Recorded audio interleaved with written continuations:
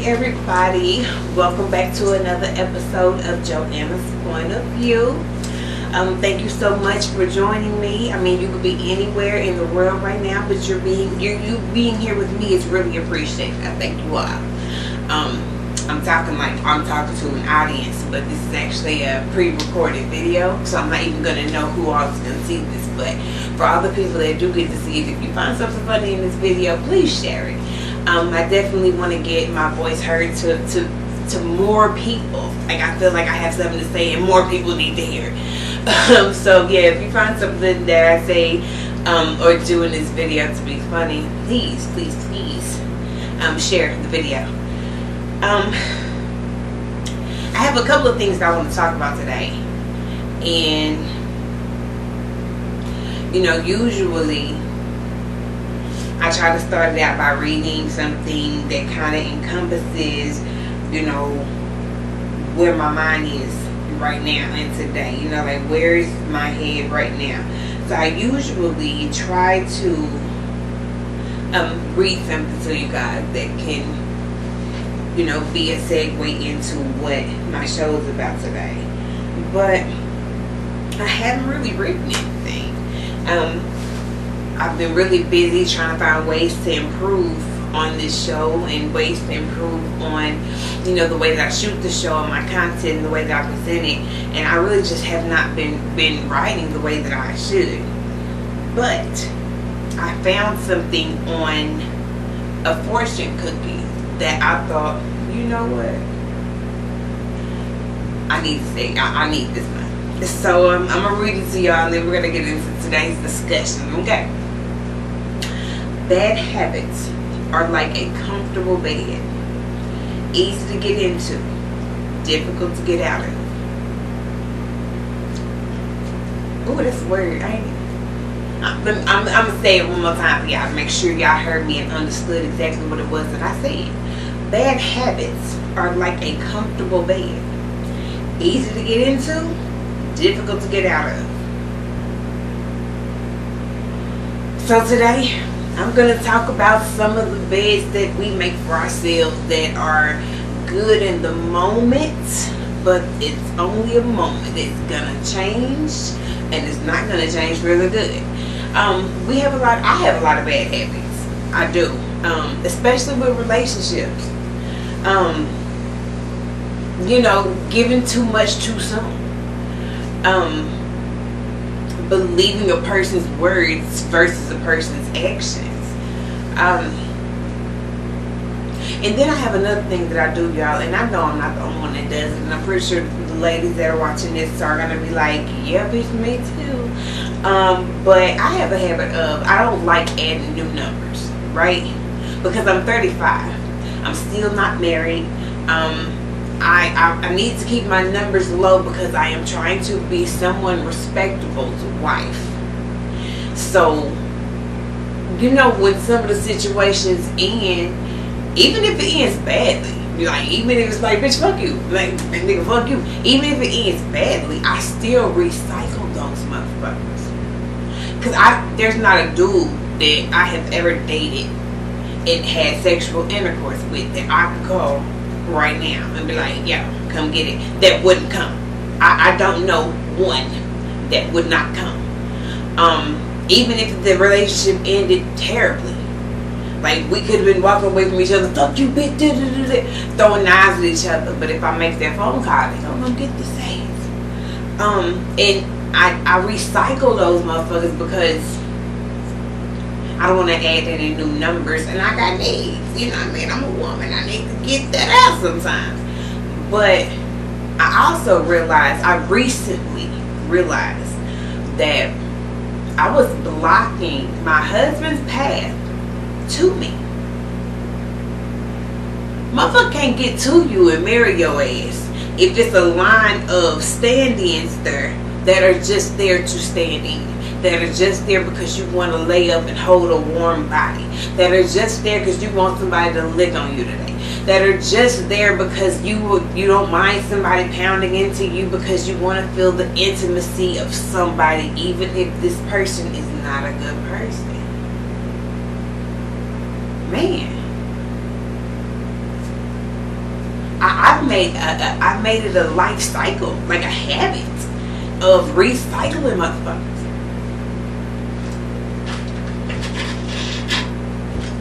Can you imagine? Whole lifetime recycling niggas, recycling niggas, recycling niggas.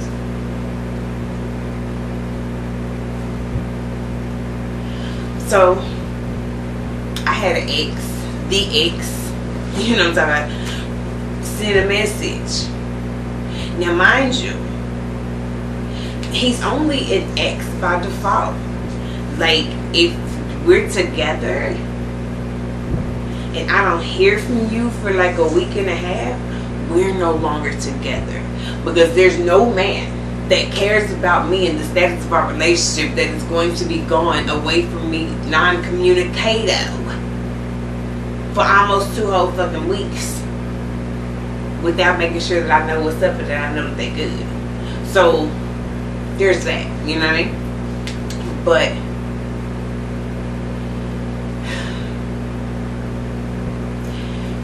that situation was one that really needed to end, because it was just a vicious cycle of verbal and emotional abuse and, you know, good sex. That's all it was a cycle of. Verbal and emotional abuse and good sex. Now, listen, let me say this. Let me say this, disclaimer. I am not the type of woman, I am not the type of black woman that cannot handle or accept criticism. If I'm doing something wrong, I can handle you telling me, bitch, it's not what you're supposed to be doing. But I have a very hard time accepting criticism from someone who has not successfully done anything. Like, you have never successfully constructed anything in your life, but you have a laundry list of fucking, you know what I mean, well, you should be doing this, I think we should be doing nigga. So I have a hard time accepting constructive criticism from someone who I can truly see has never constructed anything.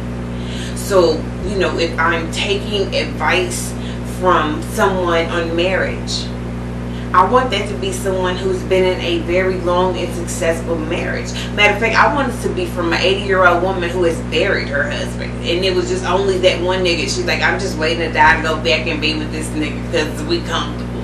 So, like, those are the people that I want to take marital advice from. If you have never succeeded in a marriage, I don't need you to tell me this is what you need to do to find you a husband that's gonna stay. Are you sure? How do you know? Because your husband leaves you every other month. How do you know? You know what I mean? And that relationship was full of that. It was full of these unnecessary critiques from a man who didn't have any of the things that he was critiquing me about. Like, nigga, you talking about the car, you don't own one. You're talking about the house, you don't own one. Like, you're talking about my money, you ain't got none. But I should accept the criticisms of you because you have an opinion. I honestly believe that it should be a rule where people should have to pay to give their opinions. If you cannot afford to say what the fuck it is that you want to say, I believe that you should not be able to say it. I'm just saying. You have to be able to afford your opinion. Because right now you're coming out sounding like a jackass. Like, you have all these fucking opinions about topics that you've never successfully passed yourself. You're still on level 1, but you're talking about things that's on level 4. Like, you know what the fuck, what to do. Have you made it to level 4? How about 2? If you're still stuck on level 1, which is just bare basics at 30. In your 30s, the bare basics is your own vehicle and your own place to stay and a way to support yourself. I'm not saying any of this shit gotta be legal, but at least by 30, you should be able to maintain those 3 things for yourself. If after 30 you cannot maintain a vehicle, a place to stay that is your own, and the bills that come with those two items, you cannot give criticism. You can't afford to. Your request to give criticism has been denied. And I really believe it should be like that. I really believe that before motherfuckers get to express their opinions online or even in your face, like via text or over the phone, before people are able to express their fucking opinions on some shit that you are doing, they should be able to afford to give that criticism. And also, they ought to be able to receive the response coming with that criticism. Well, that's a word, ain't it? That's a word. You have to be able to accept the response to your criticism. If you think that you can just run down everything that's wrong with my life and me not remind you that you're not doing shit at all with yours, no, you can't afford to give your criticism if your application's been denied. And guys, excuse me, I'm being ghetto. I'm pouring myself some alkaline water because, honey, I'm a black queen. I need to stay alkaline, honey. I need to make sure that my body can fight off all this bullshit that is going around outside because I'm God body, baby. You understand me? God body. I'm also going to take this time to go and make sure that the video is still recording, and I'll be right back.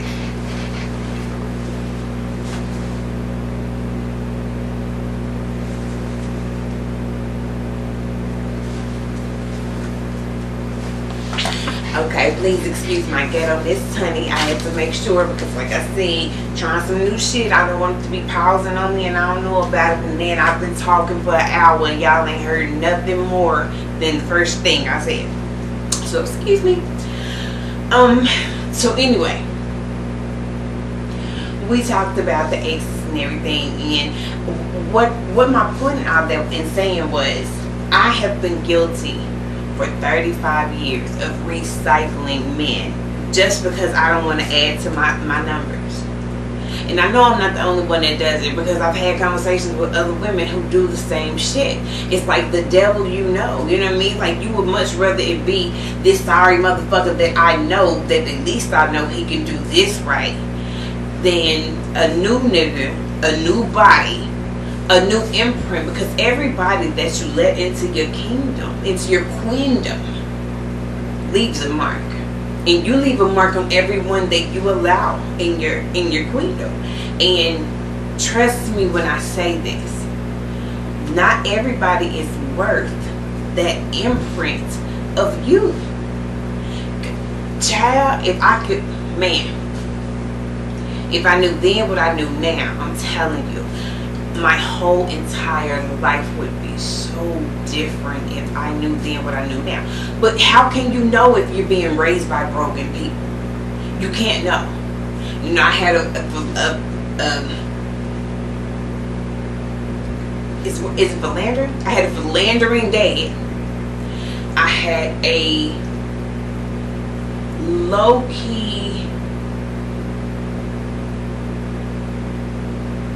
I had a mother that just wanted to be bonded. You know what I mean? Like my mother, and I love her to death, just like my father. I love them both to death. In my heart now, I feel like they were the best parents that I could have had. But I would have preferred for many, many things in my upbringing to be different. But my mother, she's more of she needs to bond. You know, she went from her dad's house to my dad's house to my stepdad's house. Like, she's a long-term, she's a mater. You know what I mean? You know, like we used to see roaches mating, trying to get pregnant, and they asses be stuck together and they should be walking around dragging each other. That's my mom. Like, she's a mater. She needs to be mated. And for a long time, even now at 35, I just didn't understand that. I just didn't understand it, because I see her accept a lot of things that I look at like, this is cool with you. Like, you're okay. You can't say anything though, because it's not your business. You know what I mean? And that's one thing that I'm really big on. Like, I mind the business that pays me. Mine. So I don't speak on other people's situations unless they ask me. And then when I do, I'm going to give it to you raw and uncut. And the way that you feel about it is just how you're going to have to accept it, because you asked. Which means you purchased my opinion.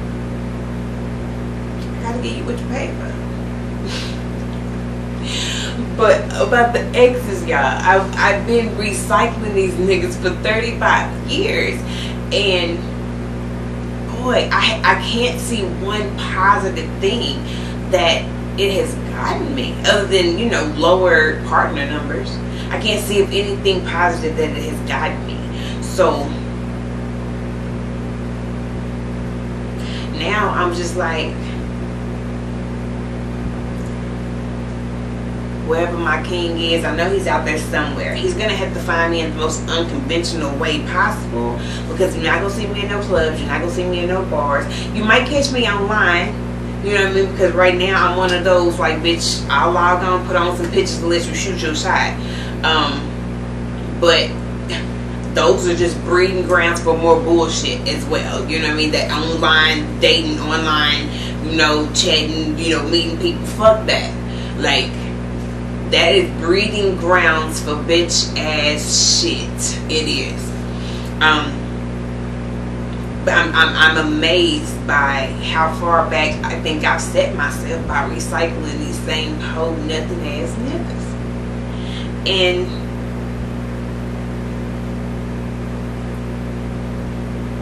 I'm done with it.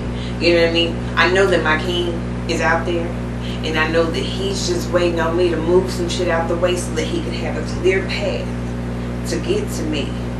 And boy, I'm telling you right now today, sir, it is clear for you to land. Come on, baby. Now, I know right now there's a whole bunch. There's only really 3 major topics that are being discussed in America today. That's the COVID-19 bullshit, racial discord, and the economy.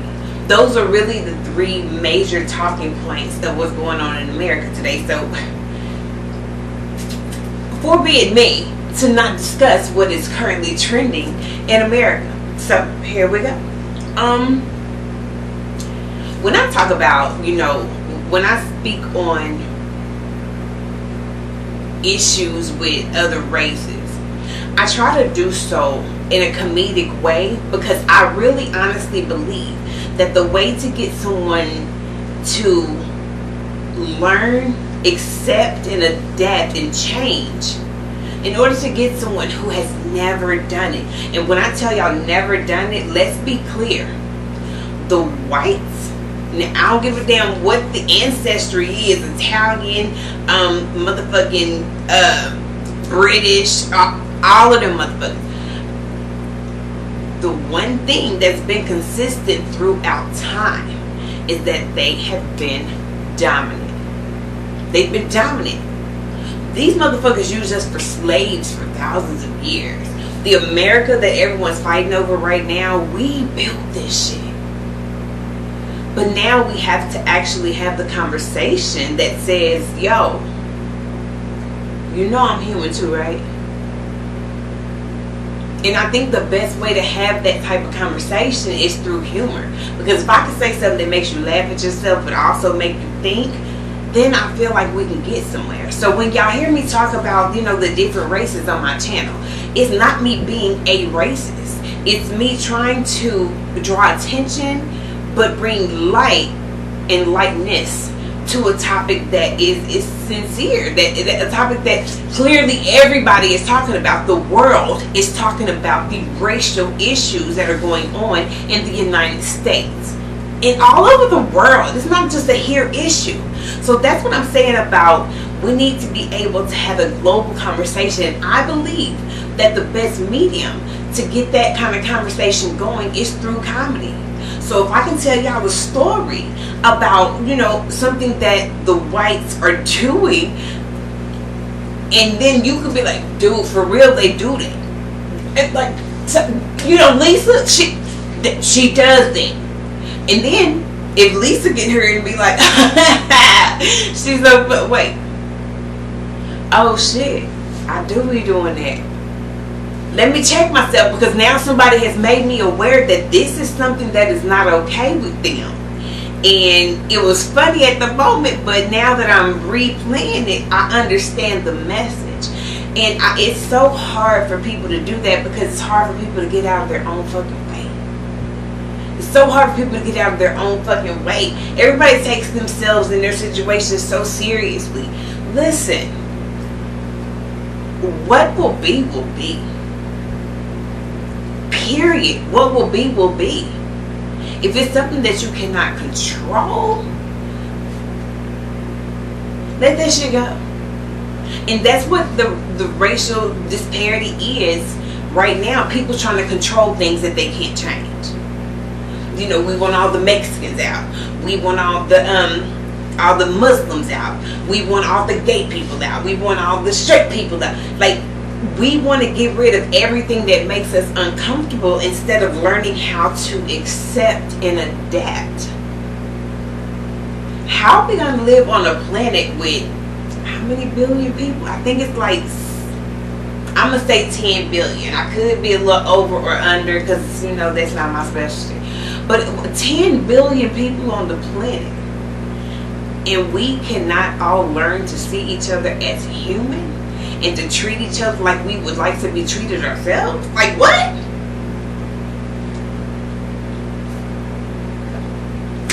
That shit sound basic as hell while I'm saying it, right? Like, that's basic. Do unto others as you have them do unto you. That's the golden rule. Guess who made up the golden rule? They was white. So y'all know the rule. See us like you see you. And you know what I think is a great example of that? There is a series on I want to say this series is on BET. I think it's on BET. Anyway, it's called Tales. It's Irv Gotti's. Irv Gotti is the producer. He was the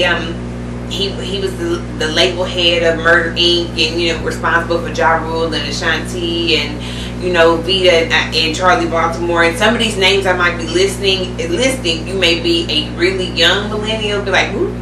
What? Older millennials, we know who we talking about.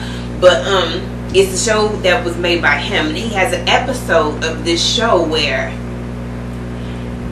it's a black lawyer in court, and he's fighting to get these two police officers sent to prison for killing a black boy. So when it starts, we know what the context is, but then during the court, the summations, when he's talking and making his introduction or whatever it's called, because I ain't a lawyer, but he said, what I want you to imagine is if those cops were black and this kid was white, and then it flips on its head, and then you get to see the replay of what happened to that black kid, but now it's flipped. It's a white kid that's taken, and it's white people who are the targets in America, and it's white people who are ostracized and who have zones that they can stay in, like that's their zone. They need to be over there. Let the hood ones stay over there, and all the rich and astute and wealthy blacks, we're over here.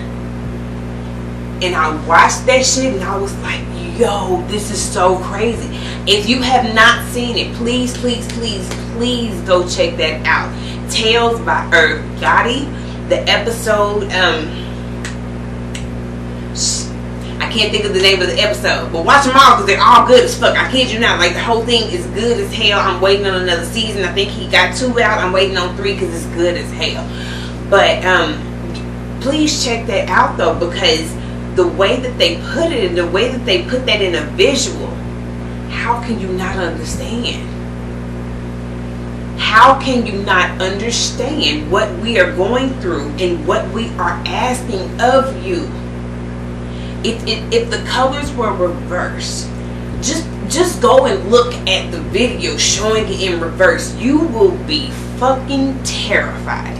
If the shoe was on the other foot, you motherfuckers would have been secured a fucking space shuttle to the moon or found somewhere else to live, because y'all would not want to be around niggas if it was the way for you that it is for us.